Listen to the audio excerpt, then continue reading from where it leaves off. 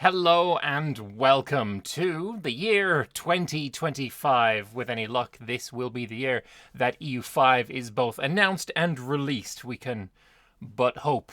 And of course, if you're still wondering or thinking that Project Caesar is not EU5, then I appreciate your naivety, but I'm fully certain that we're going to be seeing it be EU5 announced within the next few months. That's my guess.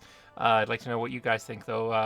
I do have a few people still telling me not to call it EU5 because we don't technically know for sure, but I mean, isn't 99.999 recurring equal to 1 anyway, mathematically? Something along those lines. Uh, I'm about that certain that we're going to be getting EU5. But anyway, this is the first Tinto Talks of the year, and we're getting a little bit of a New Year's gift as we are being told what all of the goods, the RGOs, the trade goods, the manufactured goods, we're getting to know what all of those are, and we're getting some nice high-def art. So I have, for a long time, been coming back to this thread here made by Physicov. And he's done a fantastic job, like basically collating all of the goods that have been shown. But now this thread is obsolete because we have this Tinto Talk. Hello, everyone. Welcome to a new Tinto Talks. This is the Happy Wednesday where we give you information about our future upcoming top secret game with the code name Project Caesar. Today we'll go over the trade goods that they have in the game. Goods that are raw materials, maybe extracted from RGO operations. ATM machine. SMH my head. RGO operations. RGO means resource gathering operation. The operations. Okay. In the locations that have them present, but many of them also have buildings that can produce their goods at a slightly less efficiency or capacity for you when you need it, when you need access to it. So if you don't have an RGO of iron, maybe you can still build an iron mine in a place that doesn't have RGO of iron to get a slightly less efficient source of iron. That seems perfect, actually. One of the big problems with Victoria 2, I have more experience in that game than Vicky 3, was basically if you did not have the specific locations that you absolutely needed for the various goods, say for example iron, sulfur, these kind of things for your military goods, then you were just basically screwed. That's what made Java in Indonesia so heavily valuable, is because it was one of the only huge sources of available sulfur. But now it looks like you're going to be able to build buildings that will give you the goods that you don't have RGO access to. I hope there is some kind of limitation, like not everywhere had iron, so maybe some places just won't be able to build those kinds of iron mines. But for the most part, I think that this system would work out really quite nicely. Produced goods can only be produced from various buildings. Good to know. Some goods have a base production, which is added to each market, scaled by total development of that market. I believe we have learned that this is things like stone and lumber, and I believe a little bit of food, if I recall correctly. Some resources require more trade capacity than others to move a resource between markets. Unless specified, the transport cost is 1. And we had learned this as well. There was I believe, in this thread right here, St. Dave showed off all of the various trade goods. And one of the things that was instantly talked about, someone replied that spices, because there's 0.69% of them in the world, or 0.69% of all of the locations in the world had spices, that it was somehow less valuable than coffee, which is at 0.7%, or less valuable than potatoes, or whatever. But spices, they cost less to transport, or maybe they cost more to transport. One of the ways. Either way, it made them more expensive. Just that way. Maybe it was potatoes cost more to transport. Amber, mercury all cost more to transport because they're bloody heavy. So that is another way of making these things more valuable. Also, just they have a base cost. It's not all to do with scarcity. But anyway. Default price, there we go, that's also what helps. Is the price a good would have if supply and demand are matching exactly. The price in each market depends on the supply and demand of goods in the actual market. The price range changes depending on the age, where in the age of tradition, prices currently range from 50 to 200% of the default price, while in the age of revolutions, the price ranges from 20 to 500% of the default price. I hope default price can also change, because something like a gunpowder, the default price of that in, the age of traditions should not be the same as the default price later on. Unless you're just deciding, okay, this is the default price, and the demand for gunpowder is so minuscule that we're gonna basically have that cost be super low. Maybe that's the way it goes. I don't know. Maybe. Goods are required by POPs, units, building inputs, constructions, and more. One important aspect is that you actually need the goods, and if the demand is higher than the supply, then buildings or POPs in locations further away from the market center will not get the goods they require. I believe this is potentially a little jab at Vicky 3, because you can always, even if you do not have the goods, you can still build. You're not going to just get completely frozen out of construction because you do not have a specific good. You will always be able to build, and I do like the idea that you actually do need the goods that it tells you that you need. So yes, that's cool. I like that. I know I'm not really supposed to just completely jab on Vicky 3 all the time, but like one of my biggest problems with that game, and I think this, instead of saying, oh, the warfare system, or oh, the political system, or the good system, or whatever, I think it can all be summed up. The biggest problem with it is it's a tangibility problem. Nothing there is tangible. The warfare isn't tangible. The goods aren't tangible. The politics isn't tangible. This is tangible. Like they're physically needed and required, and they're a thing in the game rather than just an abstract idea of a thing. There once was a dream that was a good. You needed only to whisper it and it would disappear, basically. Anyway, let's get on to seeing what the raw materials are like in Project Caesar EU5. So, horses.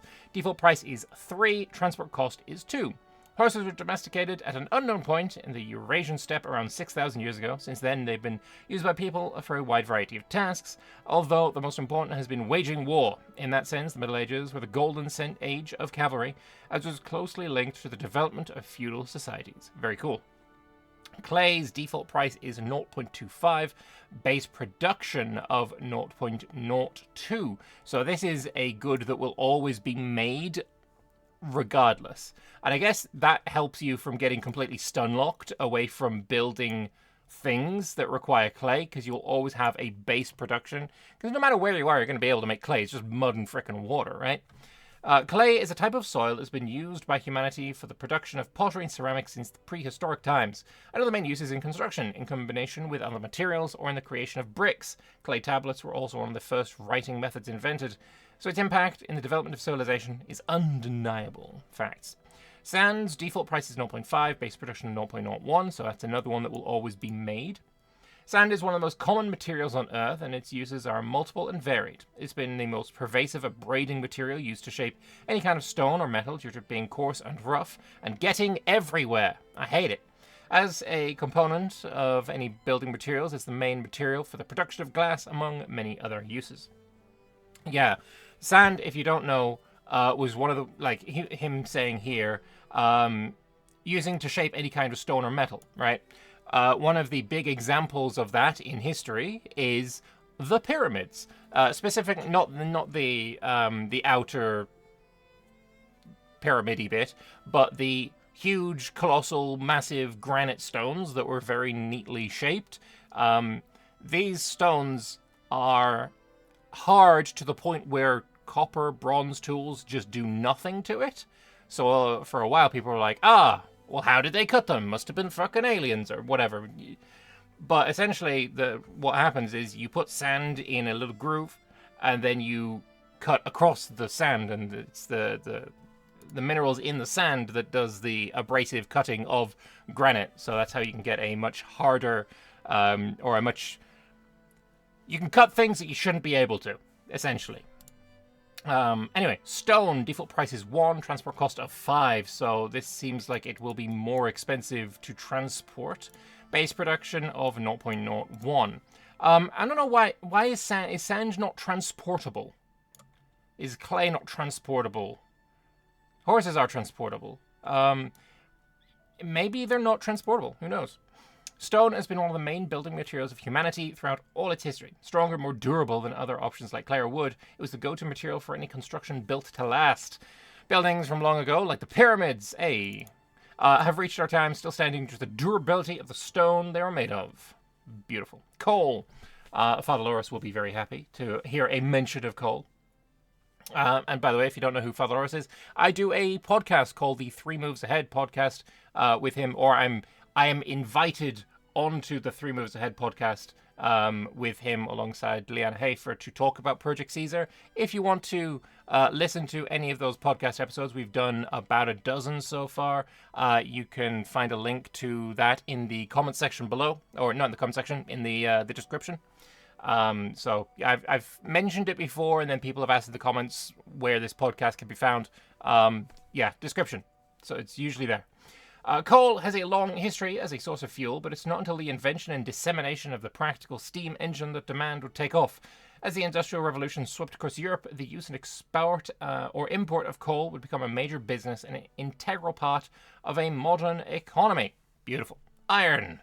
Default price is 3, transport cost of 2. Iron represents not just iron, but other ferrous metals and the production of alloys such as steel. Iron formed the basis of the metallurgical industry and was used extensively in the production of weapons and other military equipment. So I wonder if we're going to get steel as a trade good as well, or if this iron is just we're just saying that it is that. Because I guess steel is just iron and a carbon element, like coal, for example. So maybe that is good enough. But yeah, okay, could work. Copper, default price 3, transport cost of 2. Main component of bronze, essential in the early production of cannons. Cool. Gold, default price is 10. Ooh boy. The production impacts inflation. Gold is the basis of many formal currencies in Europe. The great gold mines of Central and South America would end the great bullion crisis that had gripped Europe in the previous century. However, unwise usage of this great wealth could lead to inflation and ruin. Silver, default price of 8, production impacts inflation just as gold does. It was one of the first metals used as money, and the most successful along with gold. Central Europe became the center of silver production during the Middle Ages, although the Columbian Exchange shifted the focus of world production to the Americas, making it the main production center of a newborn global network since the 16th century. Very cool.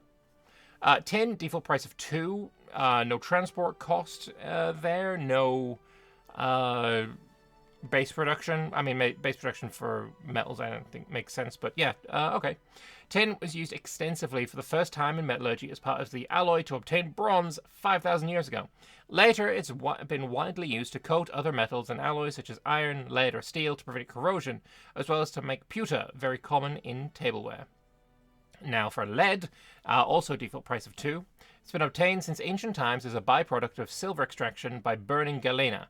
Lead was then used in a wide range of household and manufactured products, especially by the Romans, whose levels of lead production were not reached until the Industrial Revolution. In the modern age, it became the main material for making bullets for firearms. It's great for plates, great for cutlery, amazing. Just ingest all of the lead. That's how it works. Silk is a default price of 4. The finest of all the fabrics of the East, with the silk produced in India, China, and East Asia. While less iconic than spices, the profits from silk and finely woven cotton cloth would, in fact, soon dwarf those of the spice trade for the European East India companies. Due to the increasing demand, attempts were also made to produce the material locally in the mercantilist Europe with varied degrees of success. As for dyes, default price of 4, transport of 0.5. So can I not transport these? Is that what we're kind of led to believe here? Why is there no transport cost for silk? Is it free? I don't know. For as long as textiles have been woven, there has been a market for fine dyes. During the late Middle Ages, expensive dyes such as indigo would be worth a fortune due to how distant the source in India was. As the world opened up, dyes became easier to get hold of, both through the possibilities to produce them in America and the greater accessibility of the Indian market. Nonetheless, dyes remained rare, and in the early 19th century, the dye plantations in India fell to European hands. A veritable gold rush ensued. Now we have incense, default price of 2.5, transport cost of 0.5. Incense in EU4 was one of those goods that was like, really, you didn't want to see it because the default price was terrible, and then the price plummeted in later ages. Incense was just really bad for you. To spread smoke and fragrance through the burning of materials has been common in ceremonial practices for centuries. Frankincense, agar wood, sandalwood, myrrh, other goods suited for this use can be found in a few places, and their diffusion was an integral part of the formation of trade networks such as the Silk Road or the fittingly named incense route. I've never heard of the incense route. Fair enough. Tea! Beautiful tea, glorious tea. Default price of 3. Tea was an important luxury drink in India, China, don't know why I swapped those around, and Southeast Asia. It was often used in religious or social rituals. The English popularized tea in Europe, never considered as noble a drink as coffee. Since fucking when? Tea's always been more noble than coffee. It even is today, brother. Tea is much more noble. Tea is, coffee is common trash. It's sewer water compared to the nobility and glory of tea. Yeah, I'm gonna go call Spiff and Brie. He's gonna be on you. Anyway, it still produced large profit mainly from the fact that the world supply was low, and also because everyone wanted it because it was amazing. Anyway, cocoa was used as a stimulant by the Aztec, Incan, and Indian rulers since the early medieval times. It was popularized in Europe by the early 16th century when the Spaniards imported it from its American colonies. Cocoa became a luxury enjoyed by the rich. Coffee, commoner's muck, trash, sewer water, nasty crap. Coffee was discovered in the northeast region of Ethiopia, and coffee cultivation first took place in southern Arabia. From the Middle East, coffee spread to Italy in the 17th century and then introduced to the rest of Europe. Coffee became more widely accepted after it was deemed a Christian beverage by Pope Clement VIII in 1600, despite appeals to ban the Muslim drink. As far as I'm aware, one of the big popularizations of coffee came after the failed siege of Vienna.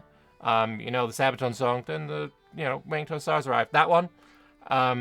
Where when the Ottoman troops fled the field, they left behind lots of coffee, which was then looted by the Austrians, and then many coffee houses were opened in Vienna based upon, the coffee that they had stolen from the, Muslim invaders that had fled. But, yeah, tea's better. Hot chocolate's better. Coffee's... I'm saying this in Finland, who drinks the most coffee per capita of any country in the world. So I'm already on a list. I'm well aware I'm on a list. But still, coffee, rancid. Don't like it at all.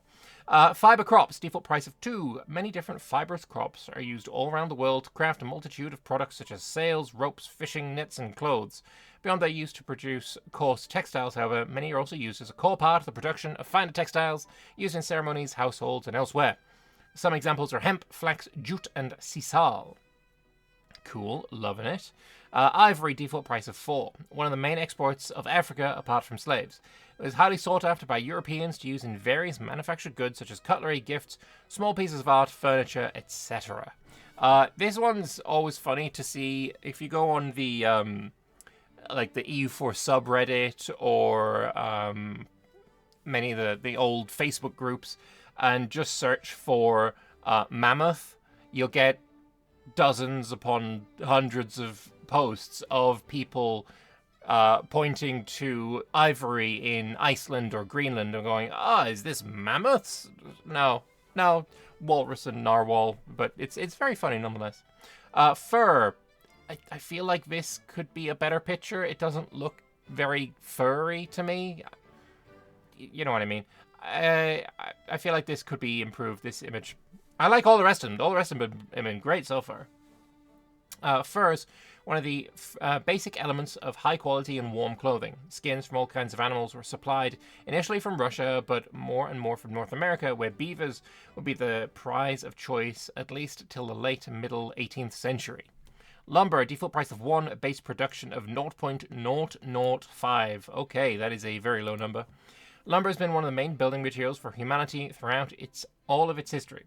Although less durable than stone, it's more easily accessible, have made it a staple of any building in all places of the world. Even structures designed to be resistant, like castles and fortifications, have their versions made out of wood rather than stone. Also, I think all stone castles also used wood in them. Like, you're rarely going to find just wood, right? You're rarely going to find just stone. You need a little bit of lumber in there as well, I think. Salt, default price of 3. Salt is essential for human life. In addition, it was the most common means to preserve food for the long winter months. It was either mineral brought from mines in Central Europe or natural from salt wetland production via evaporation along sunny coastlines. Medicaments, we found them. Nice. Default price of 1, transport cost is 0.5. A wide variety of plants and animal products have been used throughout history to treat all kinds of illnesses due to their medicinal properties or supposition thereof. Some were more based on actual properties than others, while in some cases it was more a matter of belief in their effectiveness. Look, they're what's it called when you think something works and it does? I think it begins with a P.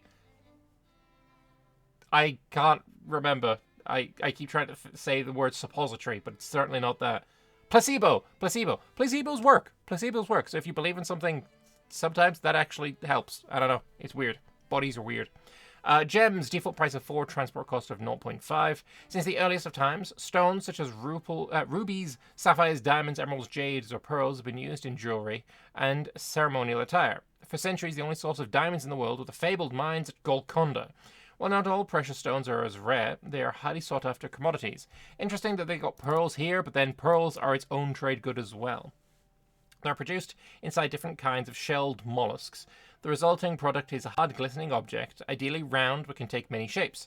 They have been appreciated for their beauty and used like gemstones as ornaments all over the world through all of human history. Amber, love that. I mean, amber is I feel like amber is way more common without the mosquito inside it, but Jurassic Park really made it so that if you have just an orange gem that doesn't have a mosquito, you're not going to call it amber. It's got to have the mosquito. It just does. Jurassic Park, legendary. It's a valuable good made from fossilized resin that was primarily used in the manufacture of jewelry and ornaments. Its main source has been deposits on the Prussian coast, mentioned for the first time in a 12th century document. Saltpeter has been known since antiquity. It's got a default price of 2. Its uses have been varied, such as fertilizer or as salt for meat processing. However, it was the invention of gunpowder and firearms during the Middle Ages that really raised its importance, as it's one of the main components of it, together with charcoal and sulfur. Mined in great quantities around the world, this metal will go on to acquire an infamous reputation. Now on to alum. It's an essential ingredient in dye making, as well as specializing in the tanning process. Seeing use in a variety of artistic and craft contexts, it's primarily utilized in painting and illuminating processes. Originating mostly from the Chad region, it was traded in markets of the entire Islamic world, but in the late Middle Ages, other sources started to be exploited in Europe. Is this alum and aluminium? Is that the same thing? Is this used to make aluminium, or refined into aluminium, or is it just a coincidence? I actually don't know the answer. Spices, default price of 6, so high price, low transport cost, 0.25. Spices have been known in Europe since ancient times, mostly for their medicinal value, and for their ability to improve the taste of food. Pepper, ginger, nutmeg, chili, cinnamon, etc. came partly from East Africa, but mostly from India, China, and the Spice Islands, currently Indonesia, to be traded in Alexandria or the other terminals of the Great Caravan Roads. The European desire for cheaper and more direct supply constituted the main motivation for the very first eastbound sea voyages of the discoveries for Portugal. Cool. Wine of a default price of 2. Wine's been produced since time immemorial in southern parts of Europe. It still constitutes an essential element of the everyday diet, except maybe in the Muslim world. wine was not considered a luxury product, but probably served as a welcome relief for hundreds to an otherwise dull diet. Elephants, default price of 10, which is, I mean, if we're looking at spices at 6, elephants at 10 is huge. They've been used in warfare since ancient times in India, Southeast Asia, the Middle East, and North Africa. The use of elephantry persisted in some of these regions into the Middle Ages, although the advent of gunpowder warfare in the modern age outpaced its usefulness in battle. Marble now, default price of 5. It's been used in sculptures and construction since antiquity, being considered a type of luxurious material due to its appearance and ductility. Some of the best works of art made by Renaissance and Baroque artists, such as Michelangelo or Bernini, are made of marble. Mercury, a default price of 3. It's used for medicine, but will also be of great importance to refine gold and silver ores of lesser qualities in order to make them profitable. I wonder then if there is some way, like if you have a building, like maybe a mint, that you're using, you have a, what's called a production method of that requires mercury to get more value out of your gold and silver. That could be kind of cool. Cotton, default price of 3. It originated from Central Asia, not widely used in Europe until it was introduced into the American colonies and used as cheap but good complement or substitute for wool in the clothing industry of the late 18th century. Sugar, default price of 3, was used not only as a sweetener but also for food preservation. The sugarcane was the only known means of obtaining sugar at this time and had been grown initially in some Mediterranean islands, but the labor-intensive plantation system in America, especially in the Caribbean islands, would soon move the major production sources overseas. Tobacco, default price of 3. Tobacco was unknown in Europe until brought from the Americas in the late 16th century. It quickly became a fashion for the upper class who could afford it and ensured the fast and profitable economic growth of the British colonies in North America, as well as in Portuguese Brazil. And I'm going to take this opportunity to say I have been tobacco-free for 3 years, and in 3 days it'll be 3 years and 6 months. No, 4 years and 6 months. So I'm pretty proud of that. Yeah. Wait, no. 3 years and 6 months. No, 4 years and 6 months. Yeah, in 3 days. On the 4th. Whatever. But yes, I used to... I mean, if you have been around on my channel for a long time, you used to know that I was vaping while streaming. Yeah, I kicked that in 2020. So, yeah, pretty happy with that. On to food now. Wool. I love me some wool. Very yummy. Very yummy. Default price of 2.5 food and produces 5 food per unit produced. I guess this is obviously, you know, it's wool and also it's mutton, it's goat's meat, I assume, as well. Wool came mostly from sheep that grazed in the more marginal lands not suited for other forms of agriculture. Prior to the use of cotton, it was the major raw material for clothing. Wild game, default price of 1, 2.5 food per unit produced. Wild game is a source of food and nutrition for local populations, especially in sparsely populated rural communities. The hunt of wild animals such as elk, deer, boars, and more are an important cornerstone of society due to the fact that the aforementioned animals contribute leather, bones, entrails, and nutrition to the populace. Fish, default price of 1, 5 food per unit produced, one of the most basic foods for the European population in this age, as meat was more than a luxury for the great majority.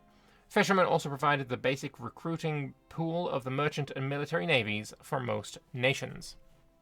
Wheat now, default price of 1, produces 8 food per unit produced. That's very good. Essentially, like, these are more intensive and more difficult to obtain. Wheat giving more food, that's a good way of, like, showing the effectiveness of sedentary farming. Yeah, I like that a lot.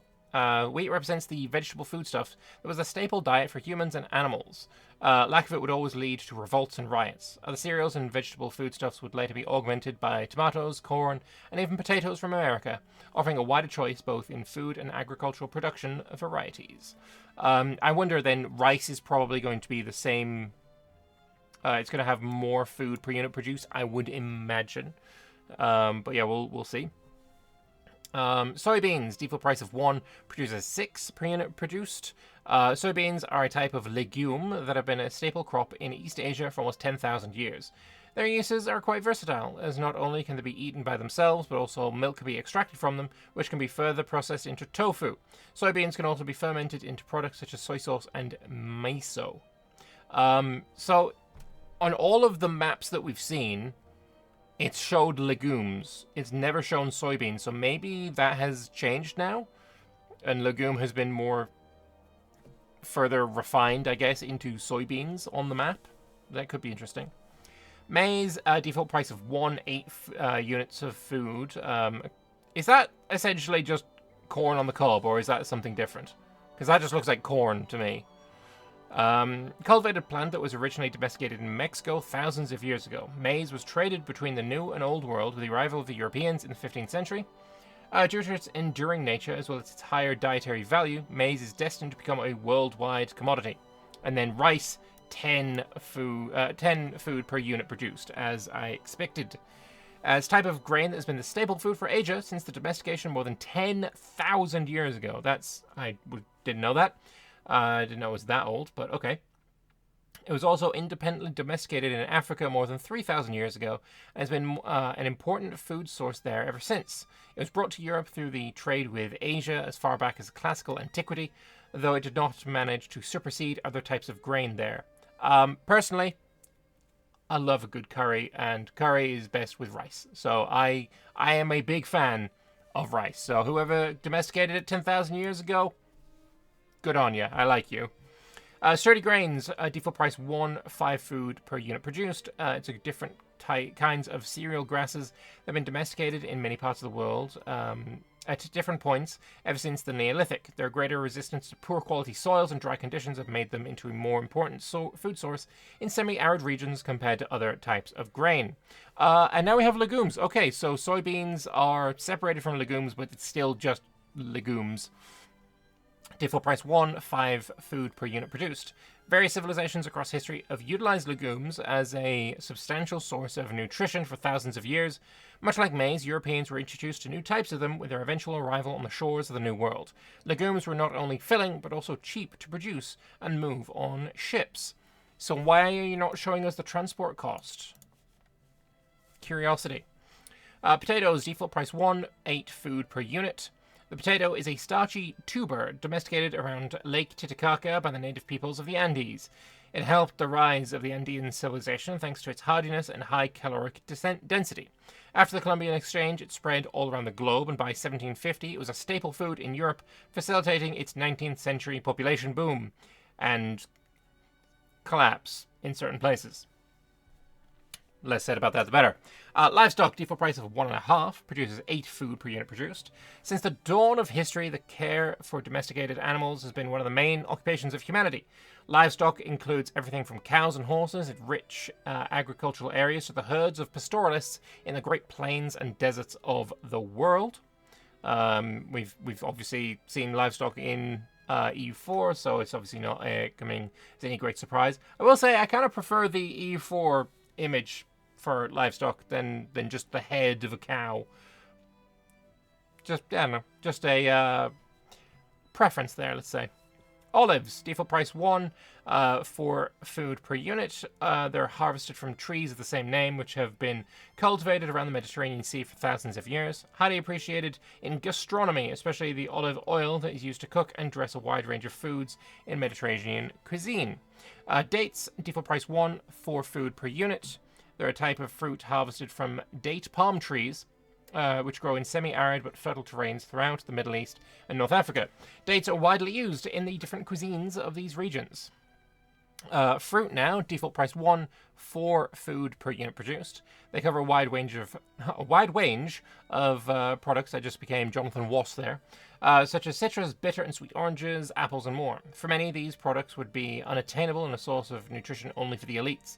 Nearly every region across the world is home to different kind of fruit, and the advent of global trade would go on to introduce different populations to various new fruits. So this is obviously a new one as well. This was not in EU4. But that's cool. I like that. Now moving on to produced goods. So these are goods that you will require buildings to produce them, right? You're not going to be able to just harvest these. They're never going to be found just on the map. And initially people will say, oh, but tar is just It's just there. You get them in tar pools and such. But that's just having it there and having it be like usable and produced like that is a different thing entirely. Tar, originally propped up as a cash crop, tar is a valuable ingredient of the shipbuilding business. Its appearance, that of a thick black liquid, is due to the aggressive distillation process that is required for its production. Tar is widely used as a seal for ship hulls and a cheap way to waterproof sails. It's also still used to this day. My father, before he retired, my dad, before he retired, was a roofer. And it's funny, the very first video on my channel on YouTube is I guess it's now called a short because it was vertical and less than a minute long, but it wasn't when I uploaded it, is of a bitumen boiler, which is, tar in a boiler, because he's a roofer and we were needing to seal a flat roof with this. So it's still used to this day, which is interesting. It also smells very pungent. And you either love the smell or you hate the smell. There is very little in between. Porcelain. Default price of 3, transport cost of 0.5. Porcelain is a type of ceramics characterized by its strength and translucence due to the vitrification of the materials caused by high temperatures. Developed in China over a period of time starting more than 3,000 years ago, with proper porcelain being developed already almost 2,000 years ago, and from there eventually spread all over the world as a highly sought after commodity. Nice. I imagine that to make these you're going to require clay as a input good. Probably some more stuff as well, but who knows. Naval supplies, default price of 3. Represents everything needed in ship construction, from basic wood to tar, ropes, linen, sails, and various other materials. The Baltic was initially the main supplier until the North America became an alternate source of supply in the early 18th century. Colonial expansion to America was in part to secure supplies such as vital goods. So this one is interesting to me. Obviously, this was a trade good in EU4.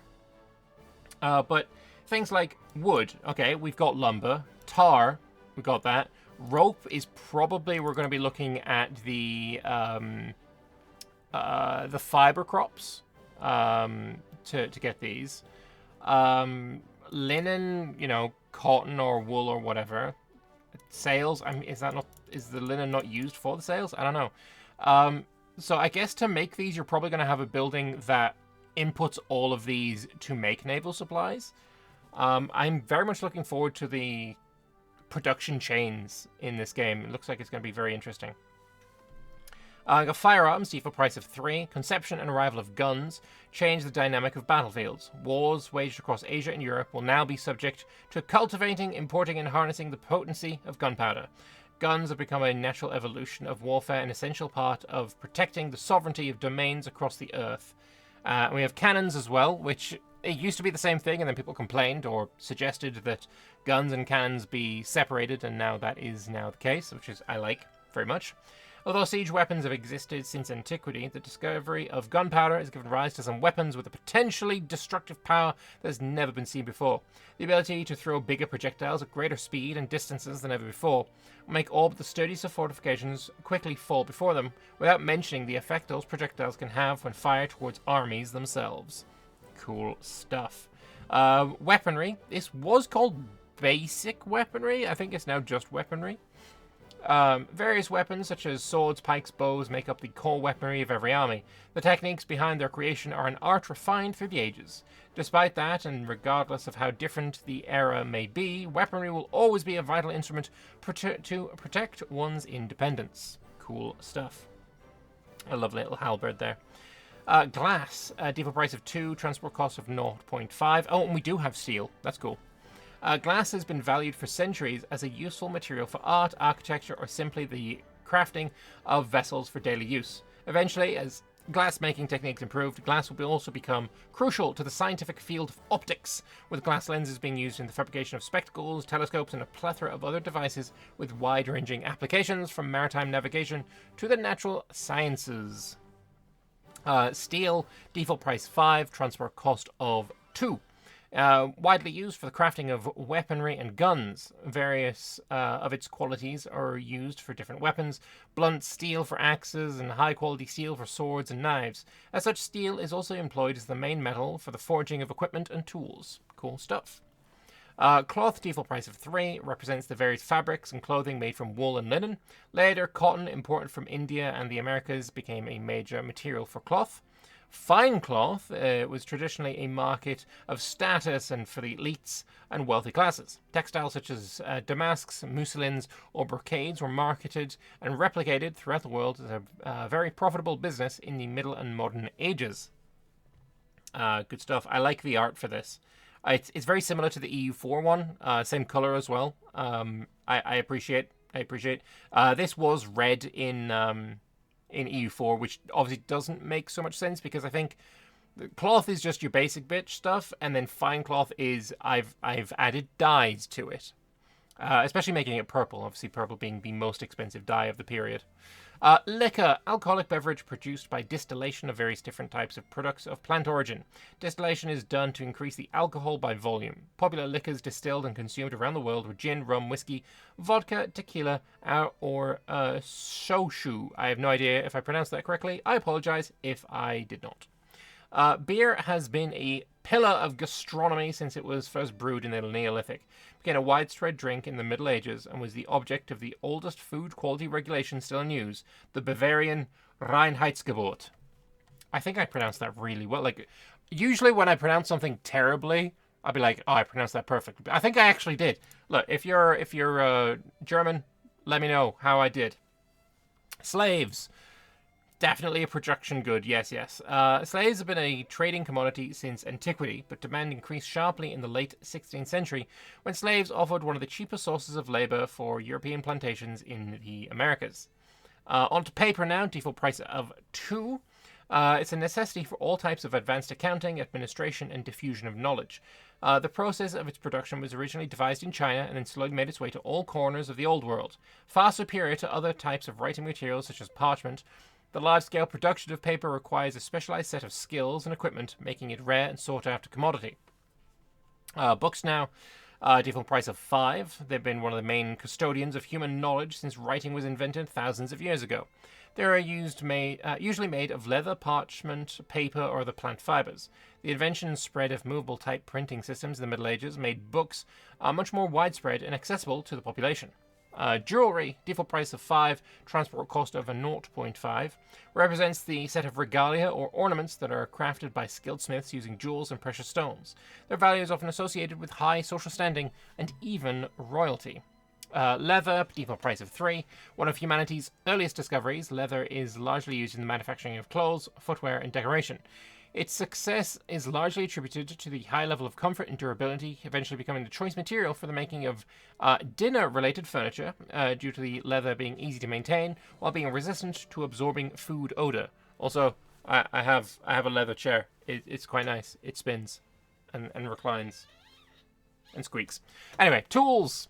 Default price of 3. The production of tools is the main factor that allowed human society to flourish. From the more simple and primitive stone tools to the most advanced and precise implements developed through the use of metallurgy, they allow the further creation of equipment and weapons. Masonry, default price of 1. Construction techniques come in all shapes and sizes. The ability to fabricate smaller pieces with regular size and shape to use in construction greatly increases not only the efficiency in which buildings can be constructed, but also their durability once built. So I guess you're going to be maybe having a building that converts lumber and stone into masonry, potentially. That could work. And finally, we have lacquerware. It was developed in China and Japan as far back as the Neolithic period, more than 10,000 years ago, and consists in covering products made of wood or metal with decorative layer of lacquer, a product extracted from resin and wax. The lacquered layer that can then be further decorated with paintings, carvings, or dustings of gold or silver, making it into a luxurious good. All right, cool. Next week, we're going to be looking at all the effects of vegetation, topography, and climate, so looking forward to that. But that is all of your RGOs. So, my question to you all, what is missing? Is there anything you think that should be a good? Is there anything in EU4 that is not here? Is another question that I don't know the answer to. Is there anything here that you think is missing? Personally, I have one thing, and I think it's the one that everyone's going to say if I don't say it first. So I'm going to get in there because I'm the one making the video, and you can't get here before me. Spices. Spices need to be split. We need spices to be split into various types of spices. Spices that you can get from Europe, from Asia, from the Americas. I think that would be a really, really good idea, and it wouldn't, having 3 types of spices would not clog the game up too terribly much. I would really appreciate that. But other than that, I'm really happy with the amount of goods here. Maybe somebody can go and count all of these. I'm not going to, but maybe someone is gonna. And yeah, we can compare to EU4. But I'm pretty happy. Once again, Happy New Year to Johan and the rest of the Swedes in Paradox Tinto. Gott nytt år. And yeah, to everyone at home, I hope you have a wonderful 2025. I hope it was better than your 2024. I don't know if your 2024 was good, bad, medium, whatever. I still hope 2025 is better. I will see you maybe on Friday. I don't know. I think we're not getting Tinto flavor on Friday. I think that's first coming on like the 10th or 11th or whatever the Friday is. Friday the 10th. So yeah, I will see you in the next video for some more EU5 goodness. Hope you had a great Christmas, and I will see you then. Toodaloo. Bye-bye.